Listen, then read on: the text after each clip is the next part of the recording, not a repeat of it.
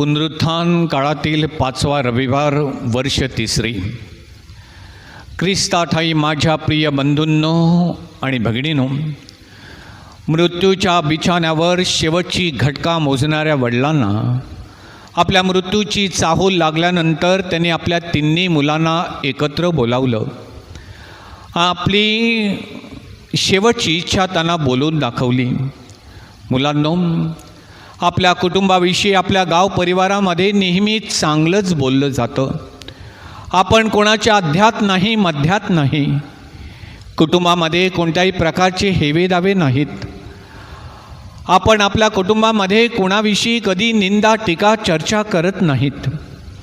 गाव परिवारामध्ये आपलं कोणाबरोबर भांडण नाही, अबोला नाही. कोणाबरोबर कोणत्याही प्रकारचे वादविवाद नाहीत. आपण कितीही कामात असलो तरी कुटुंबाने ठरवलेल्या वेळेमध्ये आपण जसे प्रार्थनेसाठी एकत्र येतो, भोजनासाठी आपण एकत्र बसतो. आपल्यामध्ये जी एकमेकांविषयी प्रेम आहे, जिव्हाळा आहे, आत्मीयता आहे. आर्थिक मदतीसाठी आपल्या पायरीवर चढलेली गरजू आणि गरजवंत व्यक्ती रिकाम्या हातानं आपल्या पायरीवरून कधी परत गेली नाही. माझ्याप्रमाणे तुम्ही तिघंही मद्यपानापासून दूर आहेत याचा मला रास्त अभिमान आहे आणि यापुढे देखील तुम्ही असंच राहावं अशी माझी मनापासून इच्छा आहे. मी तुम्हाला कधीच काही कमी पडू दिलं नाही. तुमच्यावरती चांगले संस्कार करण्यासाठी कधी कमी पडलो नाही. माझ्या उभ्या आयुष्यामध्ये मी मुलांबरोबर कधीच तडजोड केली नाही. कोणाला कधी दुखावलं नाही, कोणाला कधी अपमानित केलं नाही. कोणाच्या घशामधील त्यांच्या हक्काचा घास ओरबाडून मी कधी तुमच्या तोंडामध्ये घातला नाही. मुलांनो, आज मी जो काही आहे, जे काही माझ्याकडे मी मिळवलेलं आहे, माझं नाव, माझी इज्जत, माझा मान, माझी प्रतिष्ठा, माझ्या प्रामाणिक श्रमाचं आणि मेहनतीचं प्रतिफळ आहे. या सर्व गोष्टींचा मला खूप अभिमान वाटतो. या जगाचा निरोप घेण्याअगोदर मरणापूर्वी माझी तुम्हा तिघांकडून एकच अपेक्षा आहे. आपल्या घरामधील हे पवित्र, आध्यात्मिक, हे सदाचारी आणि प्रेमानं भरलेलं हे वातावरण माझ्या मरणानंतर देखील कायमस्वरूपी असंच टिकून राहावं म्हणून तुम्ही सर्वांनी प्रयत्न करा. आणि हीच माझी मनापासून शेवटची इच्छा आहे. आणि हीच खऱ्या अर्थानं माझ्या मरणानंतर माझ्या आत्म्यासाठी वाहिलेली खरी श्रद्धांजली असेल. मरणानंतर माझ्या आत्म्यासाठी मिसा देण्यापेक्षा मला तुमच्या स्मृतीमध्ये, तुमच्या कृती, दैनंदिन व्यवहारामध्ये, तुमच्या आचरणामध्ये, तुमच्या वागण्यामध्ये जिवंत ठेवा, हीच माझी तुम्हाकडून अपेक्षा आहे. प्रिय बंधूंनो आणि भगिनींनो, योहान लिखित शुभवर्तमानामधील प्रसंग काहीचा अशाच आशयाचा आहे. माडीवरच्या खोलीतील वल्हांडणाचं भोजन संपवून यहुदा इस्कारियोत प्रभू येशू ख्रिस्ताला यहुद्यांच्या स्वाधीन करण्यासाठी माडीवरच्या खोलीमधून बाहेर पडलेला होता. आता कोणत्याही क्षणी यहुदी आपल्यावरती हात टाकतील या जाणीवेतून प्रभू येशू ख्रिस्त आपल्या प्रेषितांच्या शुभ वर्तमानामध्ये सांगतो, मुलांनो, मी अजून थोडा वेळ तुम्हाबरोबर आहे. तुम्ही माझा शोध कराल. मी जिथं जातोय तिथं तुम्हाला येता येणार नाही. पण या जगाचा निरोप घेण्याअगोदर आपल्या मरणानंतर आपल्या शिष्यांकडून प्रभू येशू ख्रिस्ताची काय अपेक्षा आहे याची पूर्वसूचना प्रभू येशू ख्रिस्त आजच्या शुभ वर्तमानामध्ये आपल्या मरणाअगोदर देतो. जसे मी तुम्हावर प्रेम केलं आहे तसं तुम्ही देखील एकमेकांवरती प्रेम करावं. तुमचं एकमेकांवरील प्रेम पाहून जग ओळखेल की तुम्ही माझी शिष्य आहात, तुम्ही माझे लोक आहात, तुम्ही माझे प्रेषित आहात.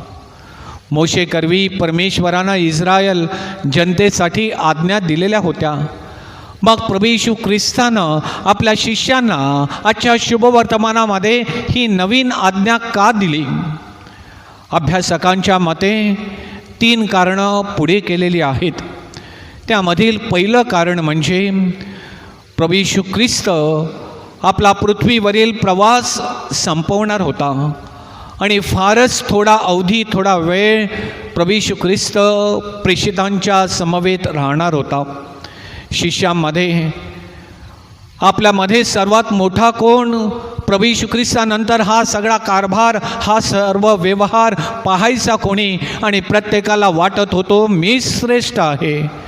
आणि या कारणास्तव त्यांच्यामध्ये वादविवाद, मतभेद आणि भांडणं निर्माण झालेली होती. एकमेकाविषयी द्वेष आणि तिरस्कार वाढलेला होता. त्यांच्यामध्ये गटबाजी निर्माण झाली होती. आणि यावर तोडगा आणि उपाय म्हणून प्रभू येशू ख्रिस्तानं आपल्या प्रेषितांना ही नवीन आज्ञा दिली. मी मानासाठी, प्रतिष्ठेसाठी, नावासाठी, ऐहिक सत्तेसाठी कधी हपापलो नाही. मी सर्वांना मानानं, प्रतिष्ठेनं आणि प्रेमानं वागवलं. माझा हा आदर्श तुम्ही समोर ठेवून माझं अनुकरण करावं. जसा मी तुम्हासाठी आहे तसं तुम्ही देखील एकमेकांसाठी आणि लोकांसाठी असावं, म्हणून प्रभू येशू ख्रिस्त त्यांना ही नवीन आज्ञा देतो.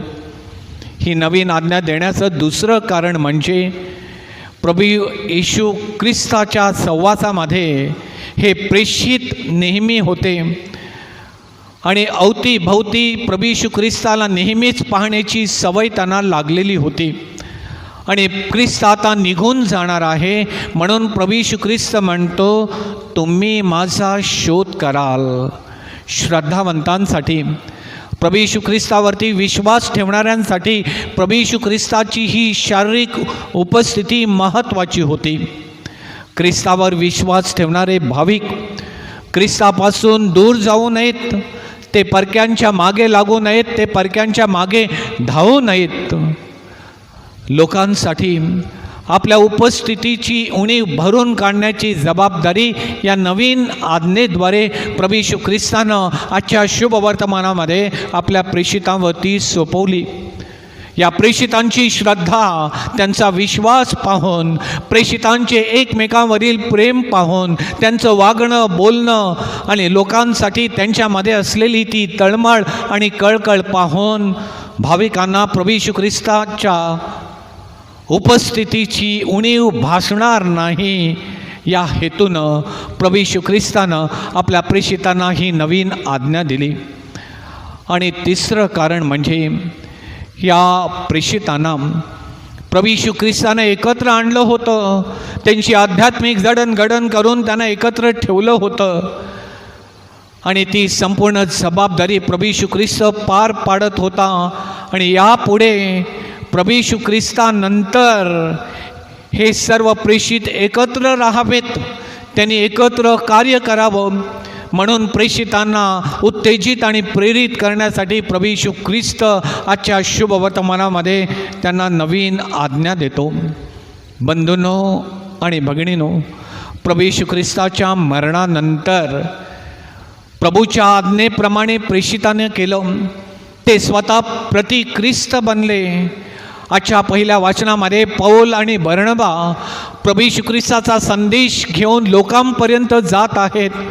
ख्रिस्ताची सुवार्ता ते पसरवीत होते. प्रभू येशू ख्रिस्ताचा आदर्श समोर ठेवून ते श्रद्धावंतांना प्रभू येशू ख्रिस्तानं जे शिकवलं होतं, जे सांगितलेलं होतं, ते सर्व ते त्यांना शिकवित होते, सांगत होते. आपलं जीवन त्यानं ख्रिस्ती सुवार्थी कार्यासाठी समर्पित केलं. या प्रेषितांच्या श्रमामुळे, त्यांच्या विश्वासामुळे, त्यांच्या मेहनतीमुळे, त्यांच्या त्यागामुळे आणि त्यांच्या समर्पित जीवनामुळे ख्रिस्त सभेचं हे जाळं सारं विश्वामध्ये पसरलेलं आहे. बंधूंनो आणि भगिनींनो, प्रभू येशूनं प्रेषितांना दिलेली ही नवीन आज्ञा त्याच्या नावानं बाप्तिस्मा साक्रामेंट स्वीकारलेल्या सर्व ख्रिस्ती श्रद्धावंतांसाठी आहे. आणि आपण देखील त्याचा पाठपुरावा करण्याची जबाबदारी स्वीकारलेली आहे. प्रभू येशू ख्रिस्त आपणापैकी प्रत्येकाला म्हणतो, जसे मी तुम्हावर प्रेम केलेलं आहे तसं तुम्ही देखील एकमेकावरती प्रेम करावं.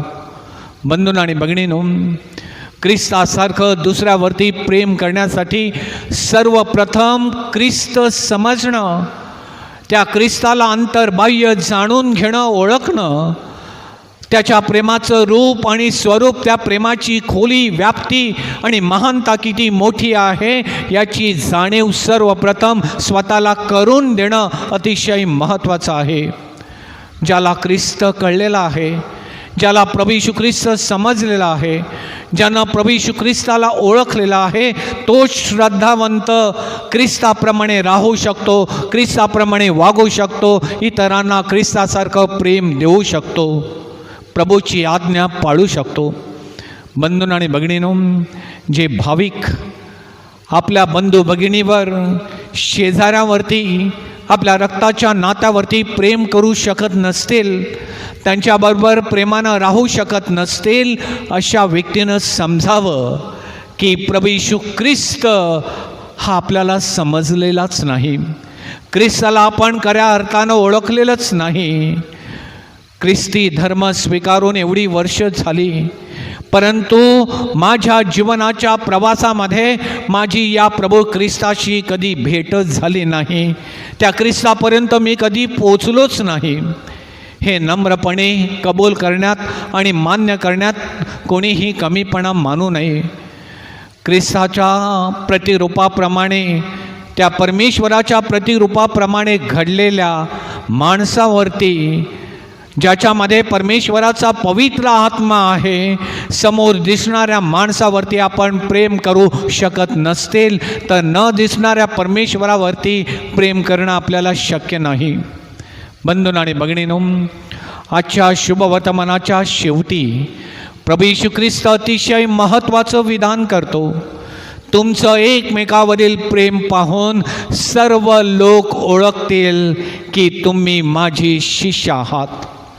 बंधूंनो आणि भगिनींनो, ज्या प्रकारे आम्ही राहतो, ज्या प्रकारे आम्ही वागतो, ज्या प्रकारे आम्ही बोलतो, ज्या प्रकारे आम्ही संभाषण करतो, ज्या प्रकारची कृत्य आम्ही करतो, आमचं बोलणं, आमचं वागणं, आमचं राहणं, आमचं दैनंदिन जीवन, आमची सर्व वर्तणूक पाहून आमच्या सहवासात, आमच्या शेजारी, आमच्या अवतीभवती, आमच्या नोकरीच्या ठिकाणी, आम्ही शिकवत असलेल्या शाळा कॉलेजमध्ये जे भाविक आम्हाला पाहतात, आमचं अवलोकन करतात, त्यांना आम्ही ख्रिस्ताचे अनुयायी, ख्रिस्ताचे शिष्य आहोत असं वाटतं का? आमच्या वागणुकीमधून, आमच्या स्वभावामधून ख्रिस्त प्रतिबिंबित होतो का? आम्ही ख्रिस्ताचे आहोत, आम्ही प्रति ख्रिस्त आहोत अशी आमची ओळख आम्ही जगाला, समाजाला, ज्या गावामध्ये आम्ही राहतो आणि ज्या शेजाऱ्यांमध्ये आमची वस्ती आहे तिथं आम्ही हा ख्रिस्ताचा अनुभव देत आहोत का?